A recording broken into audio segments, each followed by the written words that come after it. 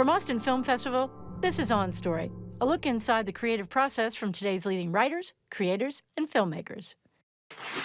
This week on Story, Julie Plec, the creator, showrunner, and creative mind behind the lauded teen drama series The Vampire Diaries, divulges the essentials for a successful supernatural show and her process molding a series and its many spinoffs that captivated a generation. I always make the joke that, like, we're all romantics until somebody literally steals that from us. I can still hold on to those little feelings of when you're like 16 years old and the boy you like has to take the seat next to you. And you spend that entire ride wondering if his knee just touched yours with intent or if it was a bump in the road. I remember those feelings so vividly, and I wish I could still have those feelings, you know, and I'm too cynical now. So I like to write backwards into the time when those feelings were pure and unvarnished and meant possibility.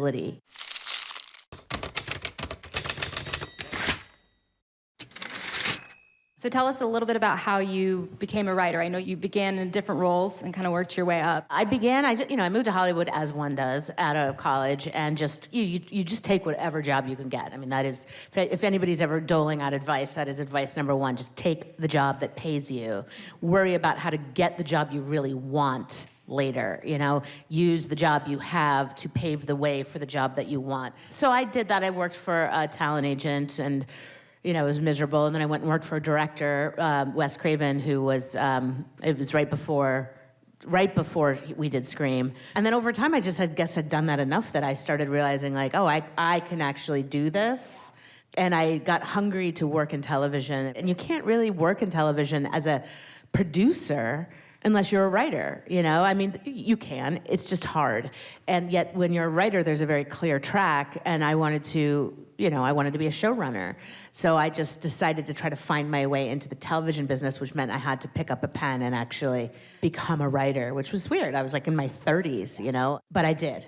And it was a good choice. Yeah. It led there eventually, a very long winding road, and it was a good road, and I wouldn't do it any other way, but I had to conquer this fundamental, pure belief that I had in my soul that I was not a good writer. And that's still there. Like, that never goes away, unfortunately. Television is a business of mimicry, right? So you start by mimicking other people's voices, and theoretically, eventually, you're supposed to develop your own, you know, with time and with experience and with your own lived experience and point of view. And so I was a very good mimic. I could copy the rhythms of other people, and I would study the rhythms of other people. And so I got to kind of ease my way into being a writer by trying to write like other people first, which is much less stressful than having to just like have your own voice, right? So I got to like dance my way into it.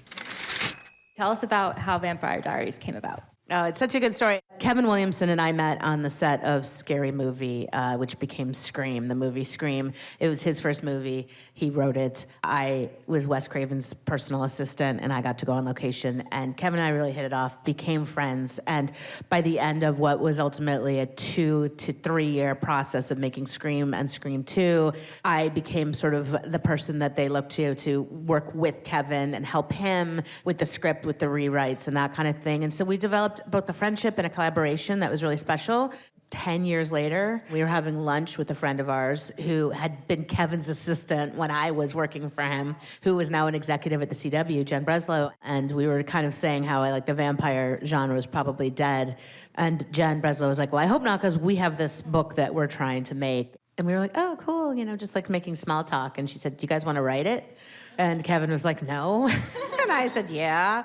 And Kevin said, all right, yeah. And then we just kind of, the door opened, and then we walked through it, and lives were changed. Yeah. Okay, let's start with world building. The world that you build out is so complicated, and there's so many different rules. I want to hear about the pacing, like how you release that information to the audience. How much do you share up front, and how do you get them to go with you when they don't know all the rules? Oh, it's a nightmare. Half the battle of world build is just winning the battle in whatever form you can against needing to front load it all, right?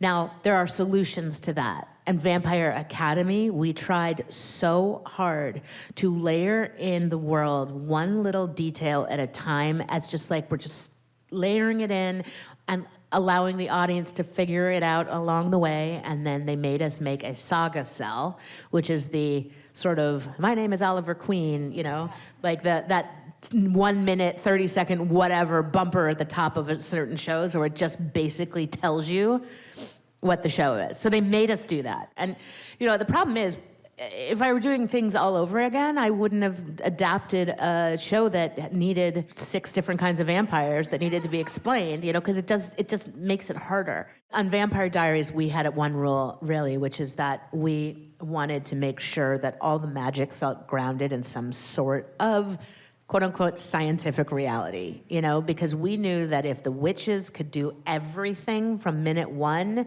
with no rules and no boundaries, then the witch stories were going to cannibalize the show.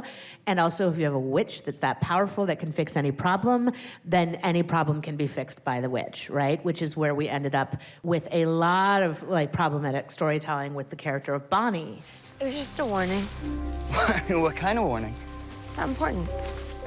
Look, it is important to me, okay? It's a lot of power to have access to. They're just telling me to be careful with it. Well, exactly how much power can you draw from 100 dead witches?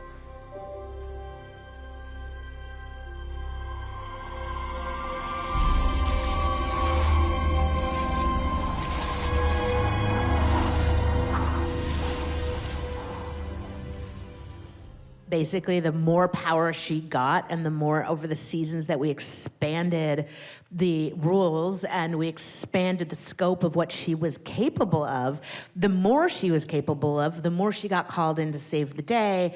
And then suddenly you have like an actual trope that's a problem, right? And so we stumbled into all those issues along the way, but it all comes out of this feeling that you need to top yourself episode to episode. You need to escalate the stakes. You need to escalate the supernatural world build, and then you lose control of your own mythology.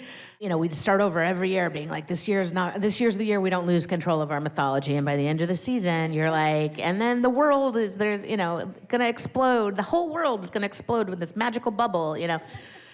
So it's hard. So you have to exercise restraint, and you have to have rules. One thing I love about your project is very graceful, the trust that you have for the audience, like you trust us to get it. How do you do that? I look at genre, fantasy, etc., all of it as, and this is me, this is probably antithetical to experts in the genre, right? This is just the way I approach my storytelling.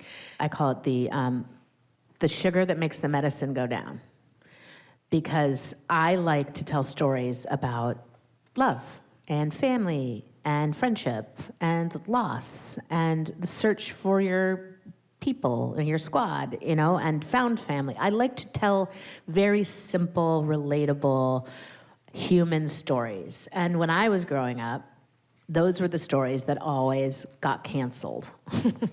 They just were always on the bubble. They, never were big runaway hits. Over time, they turned out to be some of the best television shows that we've ever had, and people discover them late and find them. But in the moment, they were not easy to keep on the air. And you'd fall in love with the show like My So-Called Life, and then it's gone after one season. I just wanted to be able to tell those kind of stories, but because I grew up reading so much genre and then worked for Wes and worked for Kevin and worked in the genre as a producer and as an executive, it was very easy for me to be like, yes, I'll tell these vampire stories, because what's sadder than being cursed with a life of immortality and walking that life alone, What's sadder than being the child of domestic abuse, but you had to carry that generational trauma for 1,000 years, And what's worse than being, sort of cursed or plagued or blessed, depending on your perspective, of being a young teenager coming of age when the world is terrified of you because you're different. And where do you go to try to find more people like you so you can have your squad? Like, that's where I start all my stories. And then I use the world build and the genre to make them entertaining and feel different than just like, the little coming of age family drama that nobody wants to leave on the air. The themes that you're talking about are adult themes, and I feel like sometimes when people start to write for younger audiences, it's almost like they think they can't handle these heavier things, or that they don't feel heavier things. There's something that happens when people try to write family shows where all of a sudden, all the parents talk like this, and they say, oh, honey, I'm so sorry you're having a rough time, my dear, and like, but chin up and tomorrow will be a better day. And like, parents start talking like 50s, like comic strip people, and kids are like, well, gee, Mom, like, God, I had a hard day at school today, Mom, and I'm not really sure I'm gonna have to go, I wanna go back tomorrow, Mom. The kids were not nice to me. And so it's like this weird switch flips in writers' heads where they suddenly feel like they have to write parents as these dodgy old people and these kids as like wide-eyed innocence, and that is literally not how we, think, talk, act. If anything, teenagers are not great at communicating, and I like to write teenagers who communicate. And I think I learned that from Kevin, because Dawson's Creek really was the one where he's like, oh, I'm gonna write kids talking like how adults talk. And that was the gimmick of Dawson's Creek.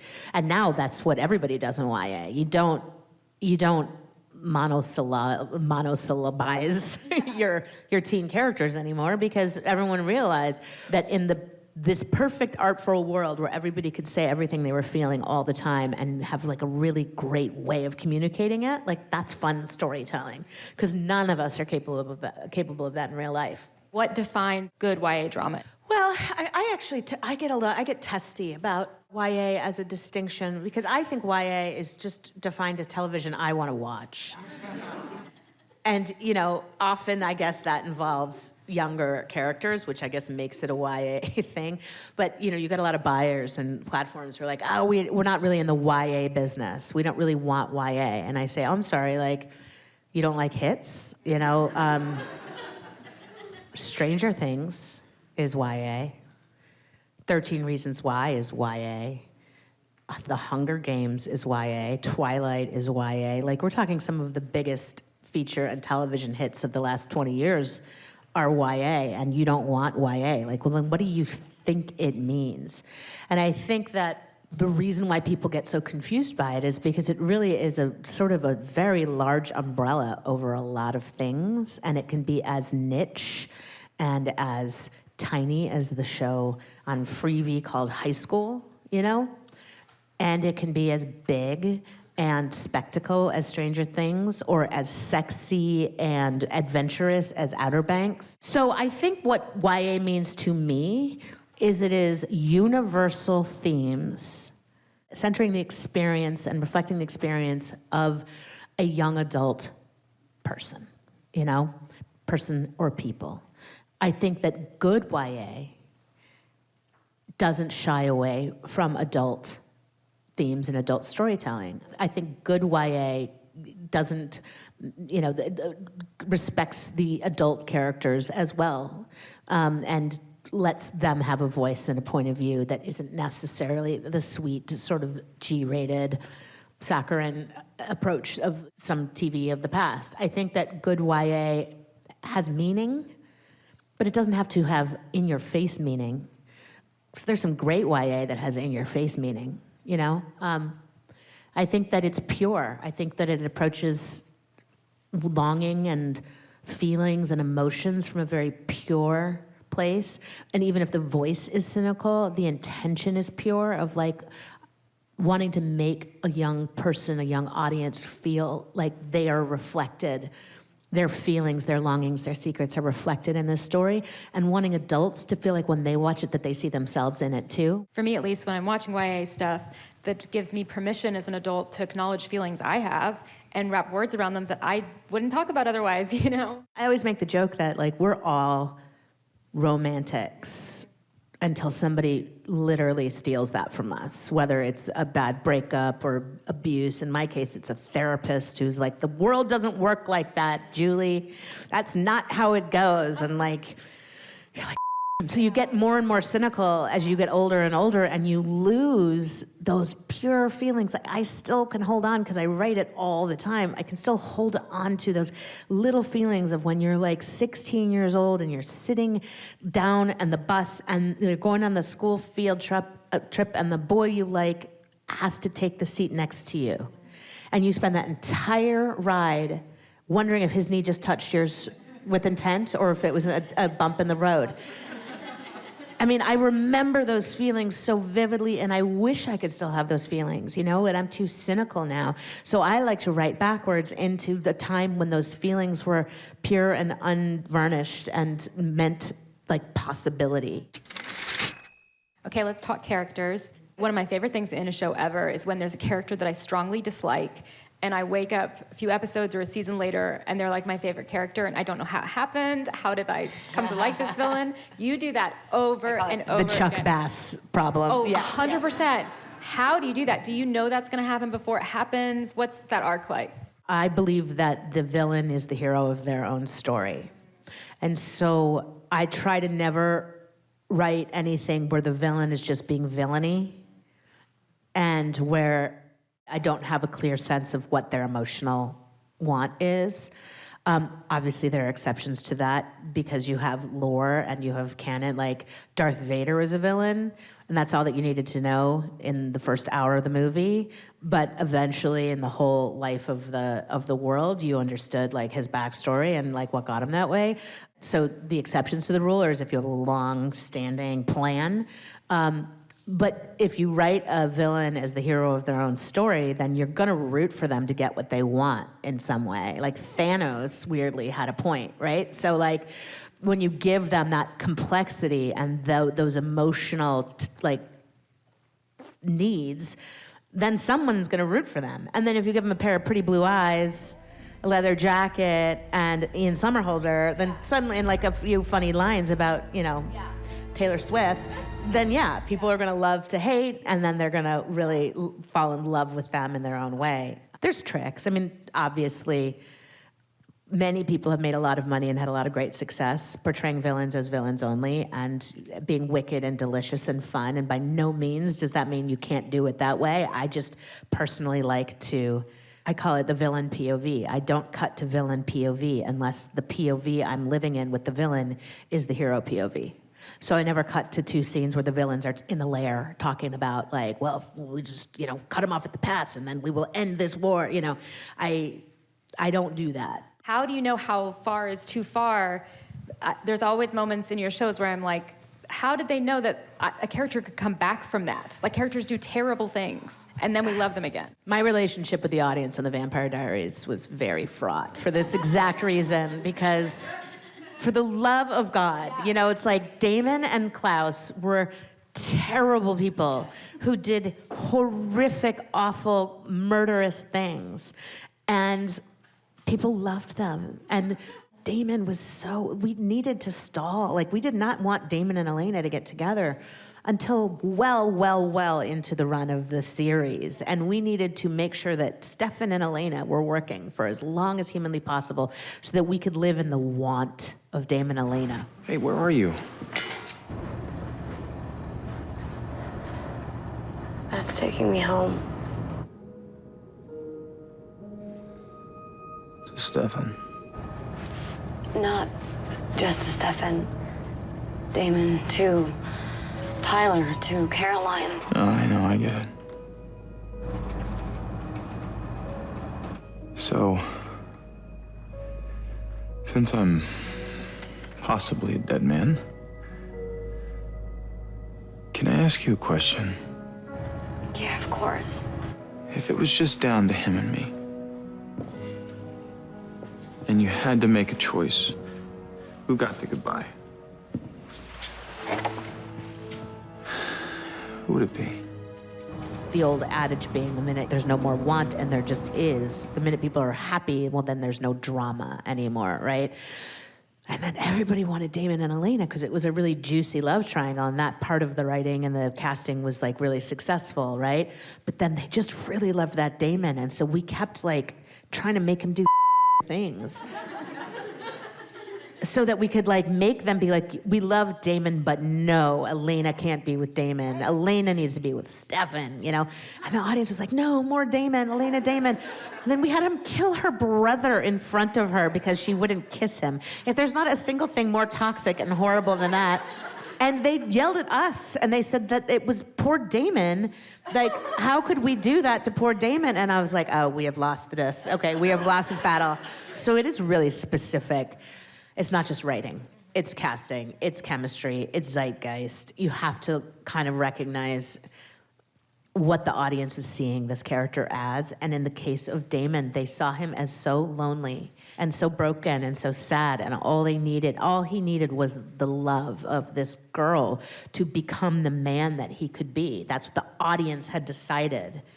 And so then eventually we just had to lean into that and give them that, and it put Damon on his hero's journey, which always, I take it as a sort of meander, but I always go back to soap operas because I was a huge fan of daytime soaps growing up. Kevin was nighttime, I was daytime. And there was no greater trope than the bad boy who became the good boy, like Scotty Baldwin. Like, there's no greater run on a soap than the villainous man or woman who, over time, through love, finds their hero's journey. You do have to accept, like, there are some characters that you're going to have that the audience has decided who that character is going to be, and if you don't fall in line, they will reject you, not the character, And then there's the characters that you have a little bit more agency over as a storyteller, because the audience is with you on the ride trying to figure out how they're supposed to feel about them. Caroline Forbes, classic example, pilot episode of Vampire Diaries, is just kind of a nitwit bobblehead, right? And you don't like Caroline. Why would you like Caroline? But then at the very end of the episode, the writer, in this case Kevin, decides to write just this little moment where she's like, why doesn't anybody ever pick me? Like, what's so wrong with me? And the character was vulnerable, and the actress struck that perfect chord of vulnerability. And then after that episode, there were like 5 people that were like, you know what? I kind of like that Caroline Forbes, And then when you feel that energy and you like this character and you want people to like this character, well, then you have to map out the long game. Like, I talk about how I loved the chemistry between Caroline and Stefan in the second episode of the second season, right after she's turned into a vampire and he has to help her out of a bind and calm her down. And their scene together was so good. John, why does this keep happening to my face? I'm an idiot. Caroline, look at me. Caroline, look at me. Look at me. Look at me. Look at my face. Look at my face. Shh, shh. Look. See that? You see that? Yeah. When you feel the blood rush in, you tell yourself that you're going to get through it, that you're strong enough. Yes.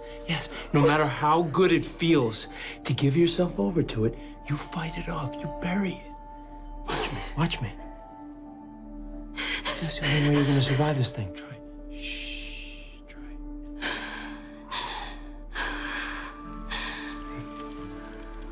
That's good.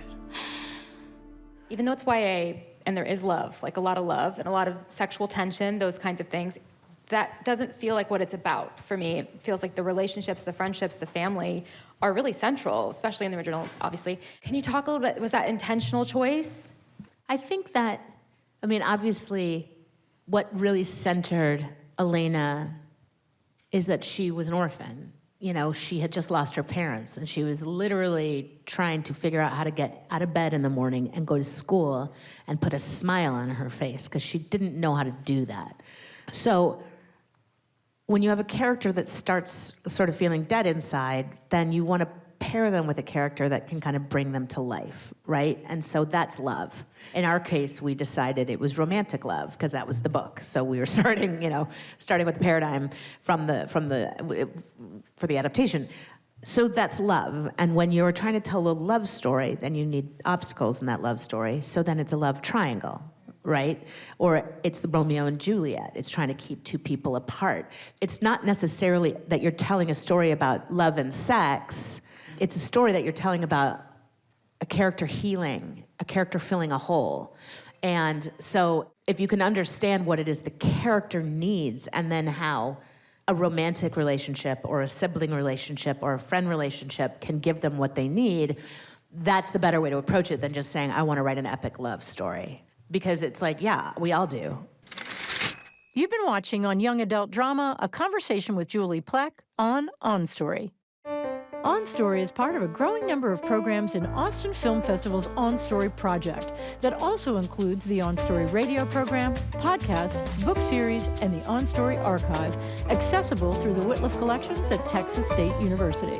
To find out more about On Story and Austin Film Festival, visit onstory.tv or austinfilmfestival.com.